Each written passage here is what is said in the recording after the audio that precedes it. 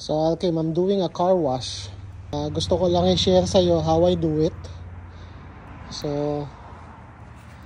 gumagamit ako ng pressure washer gun. So ang una kong ginagawa is to clean the wheels first. And then after I clean all the wheels, that's when I move to the body. So I'm gonna show you how I do it.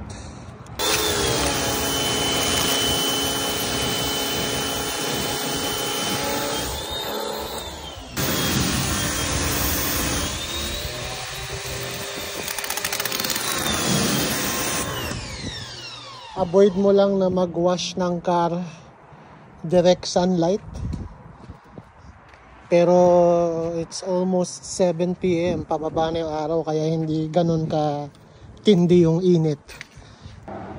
So ang next step na ginagawa ko is I use this chemical by P&S. It's called Brake Buster.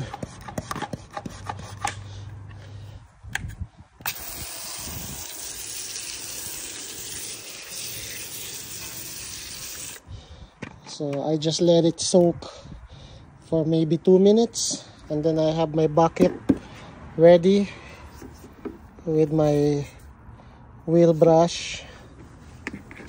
Tsaka ito. So after 2 minutes, I use my brush to clean the hard to reach areas like this one. Okay. Kaya importante yan. Pinapressure wash ko muna to get rid of the debris. Ngayon, kung wala kang pressure washer, hose will work. Regular hose. And then I switch to this brush to clean the inner barrel. See that?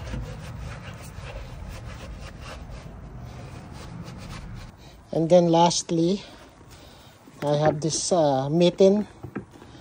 Medyo maitim ang kulay kasi I only use this for wheels. I don't use this body. Hindi ko ginagamit sa katawan ko kasi makakagasgas. So this is only for wheels.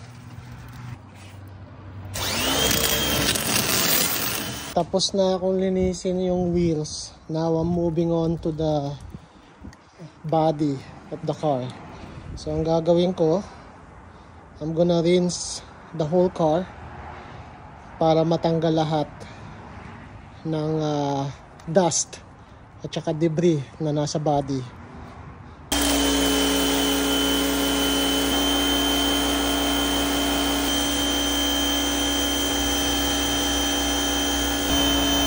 So next step is P&S Pearl Shampoo.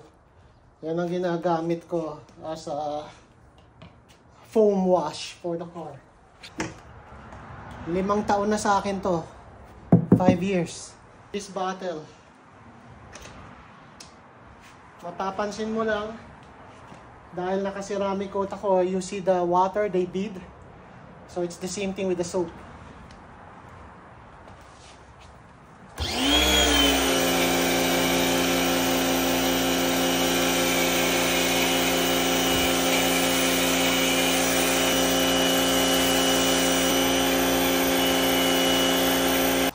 Isang container ako sa BMW.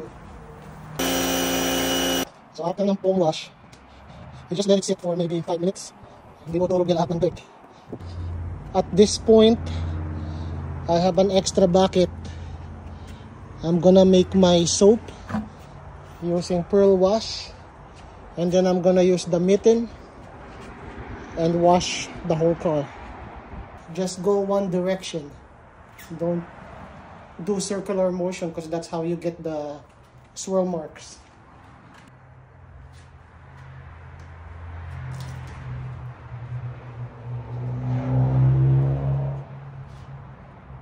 Don't apply pressure.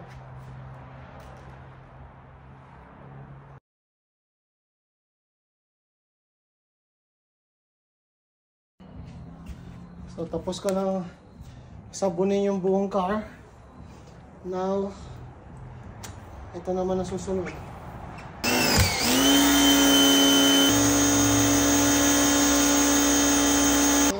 pressure washer ka at may PPF ka, don't use it too close kasi yung PPF could come off. Okay? Kapag naka-ceramic coat ka, it's really easy to dry the car. Kasi nakikita mo yung tubig.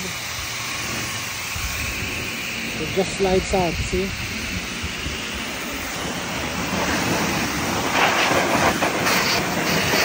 Tuyo na yan, eh. It's already dry.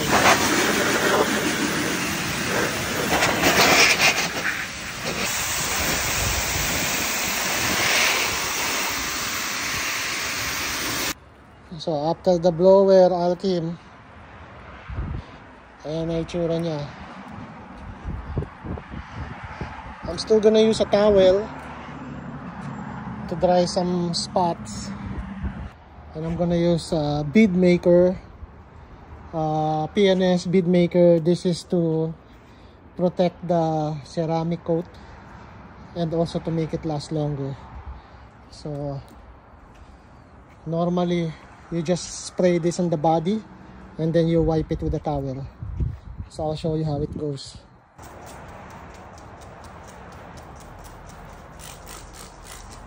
And the towel, I just let it glide.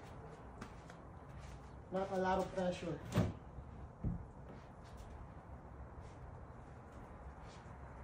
So this is the same towel I gave you.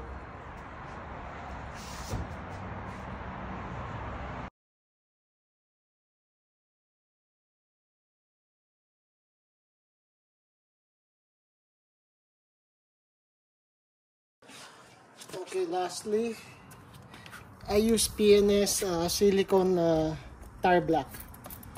So maganda to kasi after you apply it and then you drive the car, hindi siya tumatalsik sa body panel. Kasi may mga ibang brand na hindi maganda. After mo i-apply, tumatalsik siya sa body. This one doesn't do that. So here's the finished product.